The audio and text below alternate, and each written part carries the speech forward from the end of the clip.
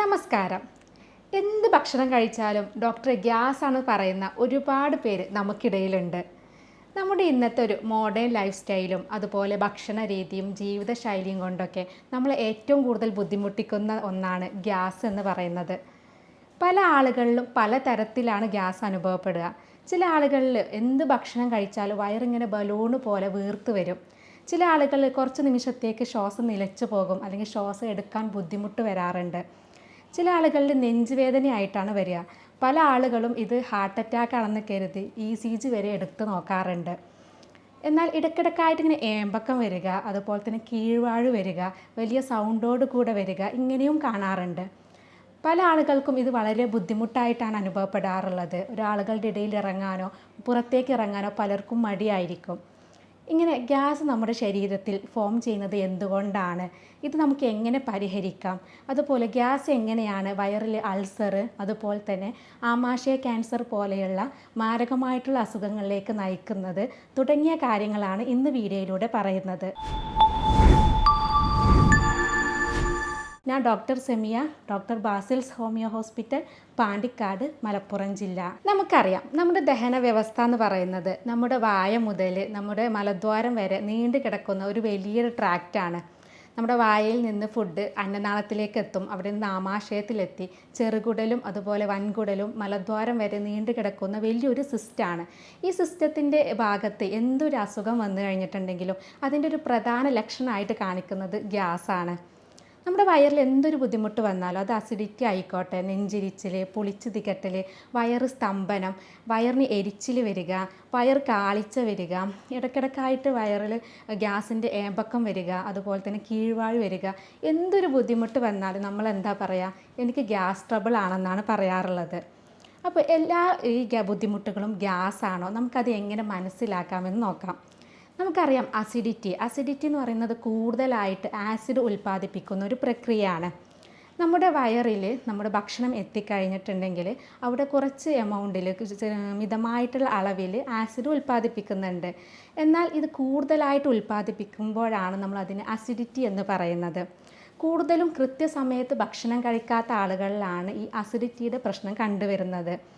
നമ്മൾ ചികിത്സിച്ചിട്ടില്ലെങ്കിൽ അൾസർ, അതുപോലെ ക്യാൻസർ പോലെയുള്ള അസുഖങ്ങളിലേക്ക് നയിക്കുന്നത് കൊണ്ട് തന്നെ നമ്മളിത് കറക്റ്റായിട്ട് ചികിത്സ എടുക്കുകയും അതിന് ശ്രദ്ധ കൊടുക്കുകയും വേണം. ഇതിൻ്റെ ഒരു പ്രധാന ലക്ഷണം എന്ന് പറയുന്നത് വയറെരിച്ചിലാണ്. ഭക്ഷണം കഴിച്ചാൽ വയർ എരിയുന്നത് അസിഡിറ്റിയുടെ ഒരു പ്രധാന ലക്ഷണമാണ്. നമ്മൾ ഭക്ഷണം കൃത്യസമയത്ത് കഴിച്ചിട്ടില്ലെങ്കിൽ നമ്മുടെ വയറിൻ്റെ ഭാഗത്ത് കാലിയാവുകയും അവിടെ ആസിഡ് വന്ന് നിറയും. ഈ ആസിഡ് നമ്മുടെ വയറിലുള്ള ആമാശയത്തിലുള്ള കോശങ്ങളിലൊക്കെ നീർക്കെട്ടുണ്ടാകും. നമ്മളതിന് ഇൻഫ്ലമേഷൻ അല്ലെങ്കിൽ ഗ്യാസ്ട്രൈറ്റിസ് എന്നാണ് പറയുക. പിന്നീട് കുറേ കാലം കഴിയുമ്പോൾ ഈ ആസിഡ് ഇങ്ങനെ കിടന്നു കഴിഞ്ഞിട്ടുണ്ടെങ്കിൽ അവിടെ പുണ്ണ് വരും, അൾസർ വരും. പിന്നീട് അത് ക്യാൻസർ പോലെയുള്ള അസുഖങ്ങളിലേക്ക് പോകാറുണ്ട്. അപ്പോൾ നമ്മുടെ വയറിൽ എന്ത് ആസിഡിൻ്റെ പ്രോബ്ലം വന്നു കഴിഞ്ഞിട്ടുണ്ടെങ്കിലും അത് ചികിത്സിക്കാതെ വരുമ്പോഴാണ് അൾസറും അതുപോലെ ക്യാൻസർ പോലെയുള്ള അസുഖങ്ങളിലേക്ക് ഇത് നയിക്കുന്നത്. പലപ്പോഴും ഈ ഫുഡുകൾ, നമ്മുടെ വയറിലുള്ള ഫുഡുകൾ ദഹിക്കാതെ വരുമ്പോൾ അല്ലെങ്കിൽ ആസിഡ് വന്ന് നിറയുമ്പോൾ അവിടെയുള്ള ഈ ആസിഡും ദ്രാവകങ്ങളൊക്കെ നമ്മുടെ അന്നനാളത്തിലേക്ക് കയറുമ്പോഴാണ് നമുക്കവിടെ GERD എന്ന് പറയും, ഗ്യാസ്ട്രോ ഈസോഫാഗൽ റിഫ്ലക്സ് ഡിസീസ്. ഈ അന്നനാളത്തിലും ഇതുപോലെ ഇൻഫ്ലമേഷനും അതുപോലെ നീർക്കെട്ടൊക്കെ ഉണ്ടാക്കി അവിടെ അൾസർ ഉണ്ടാക്കാറുണ്ട്. അതുകൊണ്ടാണ് നമുക്ക് നെഞ്ചിരിച്ചിൽ, പുളിച്ച് തികട്ടൽ പോലെയുള്ള ലക്ഷണങ്ങൾ നമ്മൾ അസിഡിറ്റിയുടെ കൂടെ തന്നെ കാണിക്കുന്നത്. എന്നാൽ ഈ GERD എന്ന് പറയുന്നത് എല്ലാവരിലും വരണമെന്നില്ല. നമ്മുടെ അന്നനാളത്തിൽ നിന്ന് നമ്മുടെ ആമാശയത്തിലേക്ക് ഫുഡ് പോകുന്ന സമയത്ത് അവിടെ കുറച്ച് പേശികളുണ്ട്. ഈ പേശികൾ ഇങ്ങനെ ഓപ്പൺ ആവും, അതുപോലെ ക്ലോസ് ആവും ചെയ്യുമ്പോഴാണ് വയറിലേക്ക് ഫുഡ് എത്തുന്നത്. എന്നാൽ ഈ പേശികൾക്ക് എന്തെങ്കിലും ഒരു പ്രശ്നം വന്നു കഴിഞ്ഞാൽ, അത് ബലക്കുറവോ അല്ലെങ്കിൽ അവിടെ എന്തെങ്കിലും അസുഖങ്ങൾ വന്നു കഴിഞ്ഞിട്ടുണ്ടെങ്കിൽ കറക്റ്റായിട്ടുള്ള ഫുഡ് ആമാശയത്തിലെത്തില്ല, അല്ലെങ്കിൽ ദഹിക്കാത്ത ഫുഡ് ആമാശയത്തിൽ നിന്ന് വയറിൽ നിന്ന് മേലോട്ട് പോകും. ഇങ്ങനെ വന്നു കഴിഞ്ഞാലും ഇവിടെ നമ്മുടെ അന്നനാളത്തിൻ്റെ ഭാഗത്ത് നീർക്കെട്ടും അതുപോലെ തന്നെ അൾസറൊക്കെ ഉണ്ടാക്കാനുള്ള സാധ്യതയുണ്ട്. അതുകൊണ്ടാണ് നമുക്ക് നെഞ്ചിരിച്ചിലും പുളിച്ച് തികട്ടലൊക്കെ ഇതിൻ്റെ കൂടെ തന്നെ വരുന്നത്. ഇനി വയറിലുണ്ടാകുന്ന അൾസർ നമുക്കറിയാം, പ്രധാനമായിട്ടുള്ള ഒരു കാരണം എന്ന് പറയുന്നത് H. പൈലോറി ബാക്ടീരിയയുടെ ഇൻഫെക്ഷനാണ്. എന്നാൽ ഇത് മാത്രമല്ല, സ്ഥിരമായിട്ട് അസിഡിറ്റി വന്നു കഴിഞ്ഞാലും അത് അൾസറിലോട്ട് പോകാറുണ്ട്. ഇനി സ്ട്രെസ്സ്, അതുപോലെ തന്നെ പുകവലി, മദ്യപാനം ശീലമുള്ളവരിലും കൂടുതലായിട്ട് ആസിഡ് ഉൽപ്പാദിപ്പിക്കും. സ്ട്രെസ്സ് ആസിഡ് ഉൽപ്പാദിപ്പിക്കാനുള്ള ഒരു പ്രധാന കാരണമാണ്. അതുകൊണ്ടാണ് സ്ഥിരമായിട്ട് ഈ ടെൻഷനുള്ള ആളുകളിലൊക്കെ ഈ അസിഡിറ്റിയുടെ പ്രശ്നങ്ങൾ കണ്ടുവരുന്നത്. അപ്പോൾ ഇത്തരം കാരണങ്ങൾ കൊണ്ടൊക്കെ അസിഡിറ്റി വരാം. എന്നാൽ ചില ഭക്ഷണങ്ങളുണ്ട്, ചില ഭക്ഷണങ്ങളും ആസിഡ് ഉൽപ്പാദിപ്പിക്കാറുണ്ട്. അതിൽപ്പെട്ടതാണ് എള്ളെണ്ണ, അതുപോലെ സൺഫ്ലവർ ഓയിൽ, പച്ചക്കായ, ഇങ്ങനെയുള്ള ബാർലി, അതുപോലെ തന്നെ ചോളം പോലെയുള്ള പയറുവർഗ്ഗങ്ങൾ, അങ്ങനെയുള്ള ഫുഡുകളിലൊക്കെ കൂടുതലായിട്ട് അസിഡിറ്റി ഉണ്ടാക്കുന്നുണ്ട്. അപ്പോൾ സ്ഥിരമായിട്ട് ഇങ്ങനെയുള്ള ഫുഡുകൾ കഴിക്കുന്ന ആളുകളിലും അസിഡിറ്റിയുടെ പ്രശ്നം കണ്ടുവരുന്നുണ്ട്. പലരും അസിഡിറ്റി വന്നു കഴിഞ്ഞാലും എന്താ പറയുക, ഡോക്ടർ എനിക്ക് ഗ്യാസ് ആണെന്നാണ്. എന്നാൽ ഈ അസിഡിറ്റിയും ഗ്യാസും ഒന്നാണോ? നമുക്ക് നോക്കാം. നമ്മൾ എന്ത് ഭക്ഷണം കഴിച്ചാലും, അല്ലെങ്കിൽ വെള്ളം കുടിച്ചാൽ, അല്ലെങ്കിൽ എന്തെങ്കിലും പാനീയങ്ങൾ കുടിച്ചാലും, അതുപോലെ ഉമിനീരിറക്കുമ്പോഴൊക്കെ പുറത്തിൽ നിന്ന് കുറച്ച് എമൗണ്ട് മിതമായിട്ടുള്ള അളവിൽ വായു നമ്മുടെ ആമാശയത്തിലേക്ക് എത്തുന്നുണ്ട്. നമ്മുടെ വയറിലാണ് അത് കളക്ട് ചെയ്യുന്നത്. അതുപോലെ തന്നെ നമ്മൾ ഭക്ഷണം ദഹനത്തിന് ശേഷം ഹൈഡ്രജൻ, മീഥേന്, കാർബൺ ഡൈ ഓക്സൈഡ് പോലെയുള്ള ഗ്യാസുകൾ പുറത്തേക്ക് വിടുന്നുണ്ട്. ഇങ്ങനെ ഭക്ഷണങ്ങൾ കൂടുതൽ കഴിക്കുമ്പോൾ, അല്ലെങ്കിൽ കൂടുതൽ ഗ്യാസ് അടങ്ങിയിട്ടുള്ള ഭക്ഷണങ്ങൾ കഴിക്കുമ്പോൾ ദഹനശേഷം കൂടുതലായിട്ട് ഗ്യാസ് ഉൽപ്പാദിപ്പിക്കും. അതാണ് നമുക്ക് വയറ് വീർക്കലും വയറ് സ്തംഭനം പോലെയൊക്കെ ഗ്യാസിൻ്റെ ബുദ്ധിമുട്ടായിട്ട് അനുഭവപ്പെടുന്നത്. പല ആളുകളിലും പല രൂപത്തിലാണ് ഗ്യാസ് വരുന്നത്. ചില ഭക്ഷണങ്ങൾ കഴിച്ചാൽ കൂടുതലായിട്ട് ഗ്യാസ് ഉൽപ്പാദിപ്പിക്കാറുണ്ട്. അത് അത്തരം ഭക്ഷണങ്ങളിൽ കൂടുതൽ ഗ്യാസ് ഉള്ളത് കൊണ്ടാണ്. അതുപോലെ നമുക്ക് കറക്റ്റായിട്ട് മുഴുവനായിട്ട് ദഹിക്കാതെ വന്നു കഴിഞ്ഞാലും ഗ്യാസിൻ്റെ പ്രശ്നം കാണിക്കാറുണ്ട്. അതുപോലെ ചെറുകുടലിൽ ഭക്ഷണം ദഹിക്കാതിരുന്നു കഴിഞ്ഞാൽ വൻകുടലിൻ്റെ ഭാഗത്ത് ഗ്യാസ് ഫോം ചെയ്യാറുണ്ട്. അതുപോലെ തന്നെ നമ്മുടെ വയറിൻ്റെ ഭാഗത്ത്, അല്ലെങ്കിൽ അന്നനാളത്തിൻ്റെ ഭാഗത്ത്, നെഞ്ചിൻ്റെ ഭാഗത്തൊക്കെ എന്തെങ്കിലും അസുഖങ്ങൾ വന്നു കഴിഞ്ഞിട്ടുണ്ടെങ്കിലും നമുക്ക് ഗ്യാസിൻ്റെ ഇഷ്യൂസ് കാണിക്കാറുണ്ട്. നമ്മൾ നേരത്തെ പറഞ്ഞു, അസിഡിറ്റി വരാനുള്ള ഒരു പ്രധാന കാരണം എന്ന് പറയുന്നത് കൃത്യസമയത്ത് ഭക്ഷണം കഴിക്കാത്തതാണ്. അതുപോലെ തന്നെയാണ് ഗ്യാസ് ഉണ്ടാകുന്നതും അതുകൊണ്ടാണ്. കൃത്യസമയത്ത് ഭക്ഷണം കഴിച്ചിട്ടില്ലെങ്കിൽ വയറിൽ ഗ്യാസ് ഫോം ചെയ്യും. അതുപോലെ കൂടുതൽ നാരുകൾ അടങ്ങിയിട്ടുള്ള ഫുഡുകളും, അതുപോലെ അന്നജം കൂടുതൽ അടങ്ങിയിട്ടുള്ള, കാർബോഹൈഡ്രേറ്റ്സ് കൂടുതൽ അടങ്ങിയിട്ടുള്ള ഫുഡുകളിൽ കഴിക്കുന്നതും കൂടുതലായിട്ട് ഗ്യാസ് ഫോം ചെയ്യാറുണ്ട്. അതുപോലെ കൂടുതലായിട്ട് മധുരമുള്ള ഭക്ഷണങ്ങൾ കഴിക്കുന്നതും ഗ്യാസ് ഉണ്ടാക്കാറുണ്ട്. പല ആളുകൾക്കും പല ഭക്ഷണത്തിൽ നിന്നായിരിക്കും ഗ്യാസ് ഉണ്ടാകുന്നത്. എന്നാൽ ഭൂരിപക്ഷ ആളുകളിലും ഗ്യാസ് ഉണ്ടാക്കുന്ന ചില ഫുഡുകളുണ്ട്. അതായത് പയറുവർഗ്ഗങ്ങൾ, കിഴങ്ങ് വർഗ്ഗങ്ങൾ, അതുപോലെ തന്നെ പരിപ്പ് വർഗ്ഗങ്ങൾ, ഇവയിലൊക്കെ കൂടുതലായിട്ട് ഗ്യാസ് ഫോം ചെയ്യുന്നുണ്ട്. അതുപോലെ ക്യാബേജ്, കോളിഫ്ലവർ, എണ്ണ അടങ്ങിയിട്ടുള്ള ഫുഡുകൾ, അധികം മസാല അടങ്ങിയിട്ടുള്ള ഫുഡുകളിലൊക്കെ ഗ്യാസ് കൂടുതലുണ്ട്. അപ്പോൾ ഇത്തരം ഫുഡുകൾ കഴിച്ച് കഴിഞ്ഞിട്ടുണ്ടെങ്കിലും ഗ്യാസ് നമുക്ക് കൂടുതലായിട്ട് ഫോം ചെയ്യാം.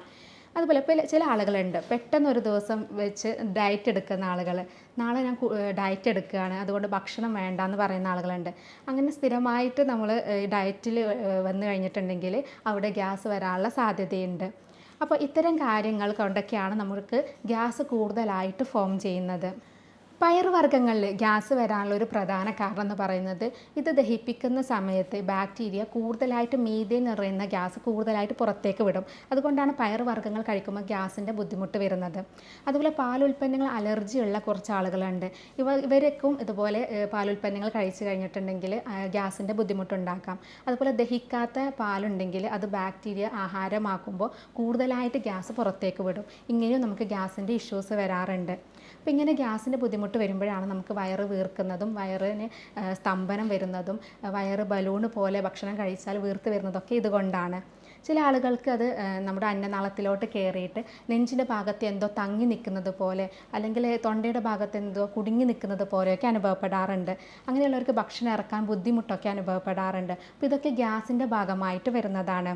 ഈ നേരത്തെ പറഞ്ഞു, ഭക്ഷണത്തിലല്ലാതെ നമുക്ക് പല രോഗങ്ങൾ കൊണ്ടും ഗ്യാസ് വരാം. നമ്മുടെ അന്നനാളത്തിൽ വരുന്ന ഈസോഫാഗൈറ്റിസ്, അതുപോലെ അൾസർ, ആമാശയത്തിൽ വരുന്ന ഗ്യാസ്ട്രൈറ്റിസ്, അൾസർ, പുണ്ണ്, ആമാശയ ക്യാൻസർ പോലെയുള്ള മാരകമായിട്ടുള്ള രോഗങ്ങളുടെ കൂടെയും നമുക്ക് ഗ്യാസിൻ്റെ ലക്ഷണങ്ങൾ കാണിക്കാറുണ്ട്. ചില ആളുകൾ ഇങ്ങനെ ഗ്യാസ് വരുമ്പോൾ പലപ്പോഴും അത് നിസ്സാരമാക്കുകയാണ് ചെയ്യാറുള്ളത്.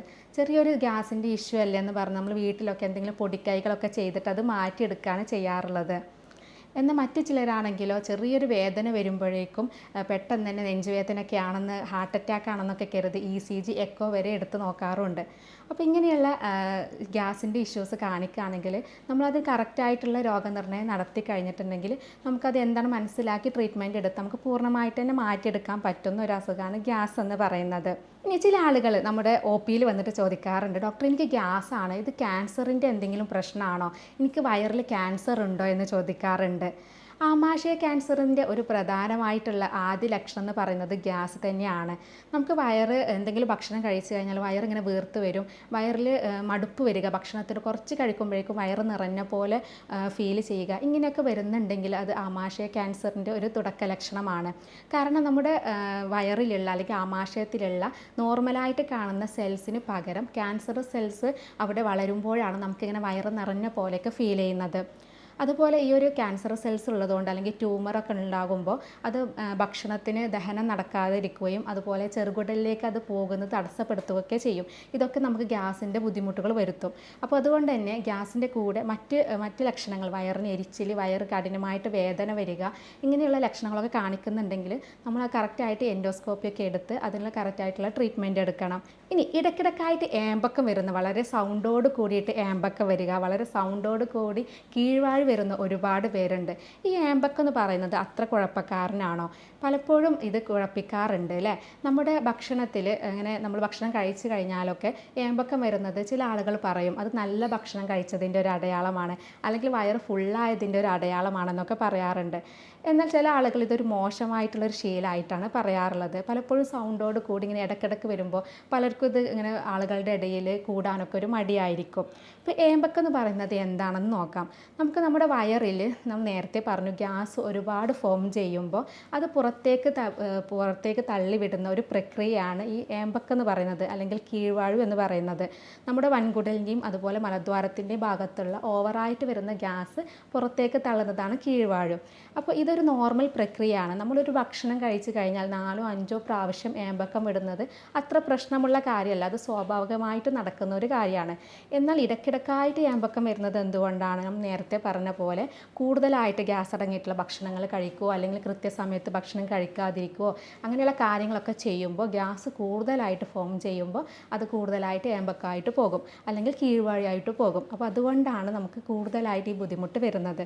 അപ്പോൾ ഏമ്പക്കം എന്ന് പറയുന്നതും ഗ്യാസ് കൂടുതൽ ഫോം ചെയ്യുന്നത് കൊണ്ട് വരുന്ന ഒരു ബുദ്ധിമുട്ടാണ്.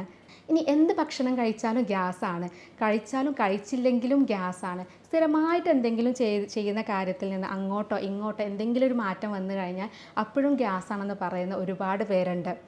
ഇങ്ങനെ ഇടയ്ക്കിടയ്ക്കായിട്ട് ഗ്യാസിൻ്റെ ബുദ്ധിമുട്ടുള്ള ആളുകൾ ശ്രദ്ധിക്കേണ്ട കുറച്ച് കാര്യങ്ങളുണ്ട്. അവ എന്തൊക്കെയാണെന്ന് നോക്കാം.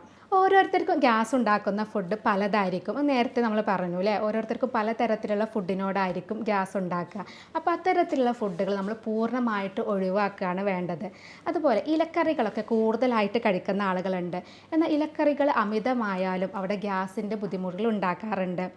അതുപോലെ എണ്ണ പലഹാരങ്ങളൊക്കെ കഴിക്കുന്ന ആളുകളിൽ കൂടുതലായിട്ട് വറുത്തതും പൊരിച്ചതൊക്കെ ആയിട്ടുള്ള കഴിക്കുന്ന ആളുകൾ ഗ്യാസിൻ്റെ ഇഷ്യൂസ് കാണിക്കാറുണ്ട്. അങ്ങനെയുള്ള ആളുകൾ ആവിയിൽ വേവിച്ചിട്ടുള്ള ഫുഡ് കഴിക്കുന്നതാണ് നല്ലത്. എന്നാൽ ചില ആളുകളിലാണെങ്കിലോ ആവിയിൽ വേവിച്ചിട്ടുള്ള പുട്ട്, ഇടിയപ്പമൊക്കെ കൂടുതൽ കഴിച്ചു കഴിഞ്ഞാൽ വയറിനും എരിച്ചിലും നെഞ്ചിരിച്ചിലും അങ്ങനെയുള്ള ബുദ്ധിമുട്ട് കാണിക്കാറുണ്ട്. അപ്പം അങ്ങനെയുള്ള ആളുകളാണെങ്കിൽ ആവിയിൽ വേവിച്ചിട്ടുള്ള ഫുഡ് ഒഴിവാക്കുക. അല്ലാത്ത ആളുകൾ എണ്ണ പലഹാരങ്ങൾക്കൊക്കെ പകരം അല്ലെങ്കിൽ എണ്ണയിൽ വറുക്കുന്നതിന് പകരം ആവിയിൽ വേവിച്ചിട്ട് കഴിക്കുന്നതാണ് നല്ലത്. അതുപോലെ ഭക്ഷണത്തിന് ശേഷം മധുരം കഴിക്കുന്ന ശീലമുള്ള ഒരുപാട് പേരുണ്ട്. അങ്ങനെയുള്ളവരും അത്തരം ശീലങ്ങൾ ഒഴിവാക്കുക. പിന്നെ നല്ല മധുരമുള്ള ഫ്രൂട്ട്സിന് പകരം മധുരം കുറഞ്ഞിട്ടുള്ള ഫ്രൂട്ട്സുകൾ ഉപയോഗിക്കുക. അതും നമുക്ക് ഗ്യാസ് കുറയ്ക്കാൻ വേണ്ടിയിട്ട് സഹായിക്കും. അതുപോലെ വേവിച്ചുപയോഗിക്കുന്ന പല ഭക്ഷണങ്ങളും, കൂടുതൽ ഗ്യാസ് ഉണ്ടാക്കുന്ന പല ഭക്ഷണങ്ങളും ഉണ്ട്. അവ നമുക്ക് പച്ചയോട് കൂടെ കഴിക്കുന്നത് ഗ്യാസ് കുറയ്ക്കാൻ വേണ്ടിയിട്ട് സഹായിക്കാറുണ്ട്. അതുപോലെ ഗോതമ്പ്, ഉരുളക്കിഴങ്ങ് ഇങ്ങനെയുള്ള ഫുഡുകളൊക്കെ കഴിക്കുമ്പോൾ നല്ല ബുദ്ധിമുട്ടുണ്ടാകുക, ഗ്യാസിൻ്റെ ഇഷ്യൂസൊക്കെ ഉണ്ടാക്കുന്നുണ്ടെങ്കിൽ അവർ കൂടുതലായിട്ടും അരിഭക്ഷണം ഉപയോഗിക്കുന്നതാണ് നല്ലത്. പിന്നെ ചെറുപയർ, നമ്മൾ നേരത്തെ പറഞ്ഞു പയറുവർഗ്ഗങ്ങൾ എന്ന് പറയുന്നത് ഗ്യാസ് ഉണ്ടാക്കുന്നതിന് ഒരു പ്രധാന കാരണമാണ്. അപ്പോൾ അതുകൊണ്ട് തന്നെ ചെറുപയറൊക്കെ മുളപ്പിച്ച് ഉപയോഗിക്കുന്നതാണ് ഏറ്റവും നല്ലത്. അതുപോലെ ഭക്ഷണത്തിൻ്റെ കൂടെ നെയ്യ് കുറച്ച് ചേർക്കുന്നതും നമുക്ക് ഗ്യാസ് കുറയ്ക്കാൻ വേണ്ടിയിട്ട് സഹായിക്കും. അപ്പോൾ ഇങ്ങനെയുള്ള കാര്യങ്ങളൊക്കെ ശ്രദ്ധിച്ച് കഴിഞ്ഞാൽ നമുക്ക് ഗ്യാസ് പരമാവധി ഒഴിവാക്കാൻ പറ്റും. അപ്പോൾ നേരത്തെ പറഞ്ഞു പാലുൽപ്പന്നങ്ങൾ എന്ന് പറയുന്നത് അലർജിയുള്ള ആളുകളുണ്ട്. അങ്ങനെയുള്ള ആളുകൾ പരമാവധി പാലുൽപ്പന്നങ്ങളും ഒഴിവാക്കുക. ഇത്തരം ഫുഡുകൾ കഴിച്ചു കഴിഞ്ഞിട്ടുണ്ടെങ്കിൽ നമുക്ക് ഗ്യാസ് കൂടുതലായിട്ട് ഉണ്ടാക്കും. കീഴ്വാഴു സ്മെല്ലോട് കൂടിയിട്ടുള്ള കീഴ്വാഴയൊക്കെ ആണെങ്കിൽ, ഇടയ്ക്കിടയ്ക്കായിട്ട് കീഴ്വാഴയൊക്കെ പോകുന്നുണ്ടെങ്കിൽ അവർ ലാക്ടോസ് കൂടുതൽ അടങ്ങിയിട്ടുള്ള പാലുൽപ്പന്നങ്ങൾ, അതുപോലെ ഗ്ലൂട്ടൻ കൂടുതൽ അടങ്ങിയിട്ടുള്ള ഗോതമ്പ് ഇവയൊക്കെ ഒഴിവാക്കുന്നതായിരിക്കും നല്ലത്. അതുപോലെ തന്നെ നമുക്ക് കൂടുതലായിട്ട് ഗ്യാസ് അടങ്ങിയിട്ടുള്ള ഫുഡുകൾ, പയറുവർഗ്ഗങ്ങൾ, ഉരുളക്കിഴങ്ങ്, അതുപോലെ തന്നെ പച്ചക്കായ, ഇങ്ങനെയുള്ള ചില ഫുഡുകൾ കഴിച്ചു കഴിഞ്ഞാൽ നമുക്ക് ഏത് ഫുഡാണോ നമുക്ക് ഗ്യാസ് ഉണ്ടാക്കുന്നത് അത്തരം ഫുഡുകൾ പരമാവധി ഒഴിവാക്കുക. ഇനി അസിഡിറ്റി ഉള്ളവരും ഈ കാര്യങ്ങൾ തന്നെയാണ് ശ്രദ്ധിക്കേണ്ടത്. അതിൻ്റെ കൂടെ തന്നെ ശ്രദ്ധിക്കേണ്ട കുറച്ച് കാര്യങ്ങളുണ്ട്. കൃത്യസമയത്ത് നമ്മൾ ഭക്ഷണം കഴിക്കുക. കറക്റ്റ് സമയം ഭക്ഷണം കഴിക്കാതിരുന്നു കഴിഞ്ഞാലാണ് നമുക്ക് അസിഡിറ്റിയുടെ പ്രോബ്ലം കൂടുതലായിട്ട് വരുന്നത്. അതുകൊണ്ട് തന്നെ കൃത്യസമയത്ത് നമ്മൾ ഭക്ഷണം കഴിക്കുക. കൂടുതലായിട്ട് ആസിഡ് അടങ്ങിയിട്ടുള്ള ചെറുനാരങ്ങ, അതുപോലെ തന്നെ മുന്തിരി, ഓറഞ്ച് പോലെയുള്ള പുളിയുള്ള ഫ്രൂട്ട്സുകൾ, പുളിയിട്ട കറി, ഇങ്ങനെയുള്ള ഭക്ഷണങ്ങളൊക്കെ പൂർണ്ണമായിട്ട് തന്നെ ഒഴിവാക്കുക. ഇത് അസിഡിറ്റി കുറക്കാൻ വേണ്ടിയിട്ട് സഹായിക്കും. അതുപോലെ ഭക്ഷണത്തിൻ്റെ കൂടെ തന്നെ വെള്ളം കുടിക്കുന്ന ഒരുപാട് പേരുണ്ട്. അങ്ങനെയുള്ള ആളുകൾ ഭക്ഷണത്തിൻ്റെ കൂടെ വെള്ളം കുടിക്കുന്നതിന് പകരം ഭക്ഷണത്തിൻ്റെ ഒരു അരമണിക്കൂർ മുന്നേ ആയിട്ടോ അല്ലെങ്കിൽ ഭക്ഷണത്തിന് ശേഷം ഒരു അരമണിക്കൂറിന് ശേഷമോ വെള്ളം കുടിക്കുന്നതാണ് നല്ലത്. അതുപോലെ ഈ അസിഡിറ്റി ഉള്ള ആളുകൾ ധാരാളമായിട്ട് വെള്ളം കുടിക്കുക. എന്നാൽ ഈ ആസിഡ് കൂടുതൽ ഉൽപ്പാദിപ്പിക്കുമ്പോൾ അത് വെള്ളമായിട്ട് ചേർന്നിട്ട് അതിൻ്റെ വീര്യം കുറക്കും. അപ്പോൾ അതുകൊണ്ട് തന്നെ നമുക്ക് അസിഡിറ്റി ഉള്ള ആളുകൾ കൂടുതലായിട്ട് വെള്ളം കുടിക്കുന്നതും നല്ലതാണ്. ഭക്ഷണം നന്നായിട്ട് ചവച്ചരച്ചിട്ട് കഴിക്കുക. അതുപോലെ സാവധാനം കഴിക്കുക. അതുപോലെ തന്നെ ഇടയ്ക്കിടയ്ക്ക് ആയിട്ട് ഭക്ഷണം കഴിക്കുക. നമ്മൾ കൂടുതൽ അമിതമായിട്ട് ഒരുമിച്ച് കഴിക്കുന്നതിന് പകരം ഇടയ്ക്കിടയ്ക്ക് ആയിട്ടുള്ള ഇടവേളകളിൽ ഫ്രൂട്ട്സോ അല്ലെങ്കിൽ അങ്ങനെ ഭക്ഷണങ്ങൾ എന്തെങ്കിലും ആയിട്ട് കഴിക്കുക. ഇതും നമുക്ക് ആസിഡിറ്റി കുറക്കാൻ വേണ്ടിയിട്ട് സഹായിക്കാറുണ്ട്. പലർക്കുമുള്ളൊരു ശീലമാണ് ഉച്ചമയക്കം. ഭക്ഷണം കഴിച്ച ഉടനെ പോയിട്ടൊരു കിടത്തുണ്ട്.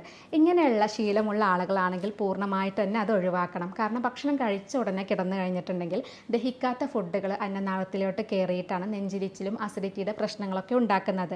അതുകൊണ്ട് തന്നെ ഭക്ഷണം കഴിച്ച ഉടനെയുള്ള കിടത്തം ഒഴിവാക്കുക. അതുപോലെ തന്നെയാണ് രാത്രി കാലങ്ങളിലും വൈകി കഴിക്കുന്ന ആളുകളാണെങ്കിൽ കുറച്ച് സമയം നടന്ന് 1 മണിക്കൂറൊക്കെ നടത്തം കഴിഞ്ഞതിന് ശേഷം വേണം കിടക്കാൻ. അപ്പോൾ ഇങ്ങനെയുള്ള കാര്യങ്ങളും ശ്രദ്ധിക്കുക. അതുപോലെ വ്യായാമം ചെയ്യുന്നതും നല്ലതാണ്. അസിഡിറ്റി കുറക്കാനും അതുപോലെ ഗ്യാസിൻ്റെ ബുദ്ധിമുട്ടുകളൊക്കെ കുറക്കാൻ വേണ്ടിയിട്ട് നമ്മൾ ഡെയിലി ഒരു വ്യായാമം ചെയ്യുന്നത് നല്ലതാണ്. വ്യായാമത്തിൻ്റെ കൂടെ തന്നെ നമ്മൾ അടിവയറിൻ്റെ ഭാഗം നന്നായിട്ട് കൈകൊണ്ട് മസാജ് ചെയ്യുന്നതും ഗ്യാസ് കുറക്കാൻ വേണ്ടിയിട്ട് സഹായിക്കും. 2 ഇടുപ്പെല്ലിൻ്റെ ഭാഗത്ത് കൈ വെച്ച് അത് വൃത്താകൃതിയിൽ ഇങ്ങനെ മസാജ് ചെയ്യുക. നമ്മുടെ വാരിയെല്ലിൻ്റെ ഭാഗത്തേക്ക് മേലോട്ടായിട്ട് ചലിപ്പിച്ച് ചെയ്ത് കഴിഞ്ഞിട്ടുണ്ടെങ്കിൽ നമുക്ക് ഗ്യാസ് കുറക്കാൻ വേണ്ടിയിട്ട് സഹായിക്കും.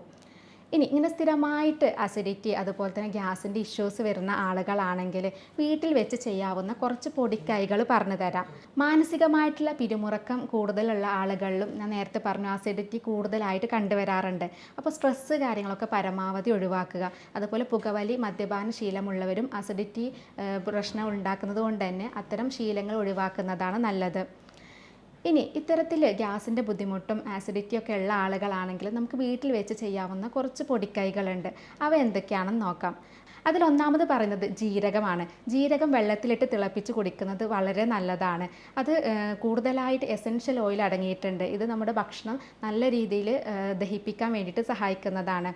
രണ്ടാമത് പറയുന്നത് കായം ചെറിയ ചൂടുവെള്ളത്തിൽ ചേർത്തിട്ട് അത് കുടിക്കുന്നത് നമുക്ക് ദഹനം കറക്റ്റ് നടക്കാനും നമ്മുടെ ശരീരത്തിലുള്ള അല്ലെങ്കിൽ ആമാശയത്തിലുള്ള ചീത്ത ബാക്ടീരിയയെ നശിപ്പിക്കാൻ വേണ്ടിയിട്ട് സഹായിക്കുന്നതാണ് കായം എന്ന് പറയുന്നത്.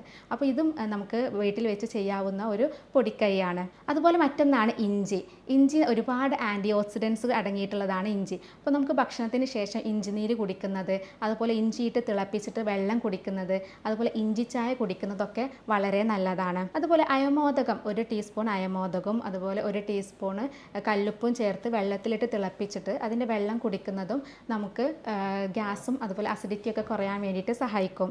അതുപോലെ തന്നെയാണ് ജാതിക്ക ചുട്ടരച്ചിട്ട് അത് തേനിൽ ചേർത്തിട്ട് കഴിക്കുന്നതും നമുക്ക് ഗ്യാസ് പോകാൻ വേണ്ടിയിട്ട് സഹായിക്കും.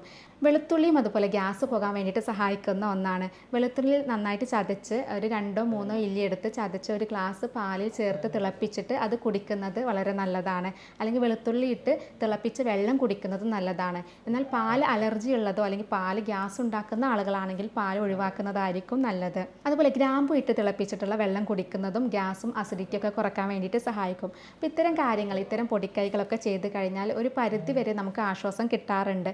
അത് നമുക്ക് ഗ്യാസ് വരാതിരിക്കാനും ഗ്യാസ് ഉള്ള ആളുകൾ പെട്ടെന്നൊക്കെ ഗ്യാസ് കയറിയിട്ട് വയറ് സ്തംഭനമൊക്കെ വന്ന ആളുകളാണെങ്കിൽ ഈ കാര്യങ്ങൾ ചെയ്ത് കഴിഞ്ഞിട്ടുണ്ടെങ്കിൽ പെട്ടെന്ന് ഗ്യാസ് ഏമ്പക്കമായിട്ടോ അല്ലെങ്കിൽ കീഴ്വായു ആയിട്ടോ പോകാൻ വേണ്ടിയിട്ട് സഹായിക്കും. ഇങ്ങനെ ഇടയ്ക്കിടയ്ക്കായിട്ട് ഗ്യാസ് വരുന്ന ആളുകൾ ഇത് നിസ്സാരമാക്കരുത്. നമ്മളതിന് കറക്റ്റായിട്ടുള്ള ട്രീറ്റ്മെൻറ്റ് എടുക്കണം. നമ്മൾ ഡോക്ടറെ കാണിച്ചിട്ടുള്ള ടെസ്റ്റുകൾ ചെയ്യണം. ഫാറ്റി ലിവർ, കൊളസ്ട്രോൾ, തൈറോയിഡ് പോലെയുള്ള അസുഖങ്ങളിൽ നമുക്ക് ഗ്യാസിൻ്റെ ബുദ്ധിമുട്ട് കാണിക്കാറുണ്ട്. ഫാറ്റി ലിവർ എന്ന് പറയുന്നത് നമ്മുടെ ലിവറിൻ്റെ ഭാഗത്ത് ഫാറ്റ് അല്ലെങ്കിൽ കൊളസ്ട്രോൾ കെട്ടിക്കിടക്കുന്നതാണ് ഫാറ്റി ലിവർ എന്ന് പറയുന്നത്.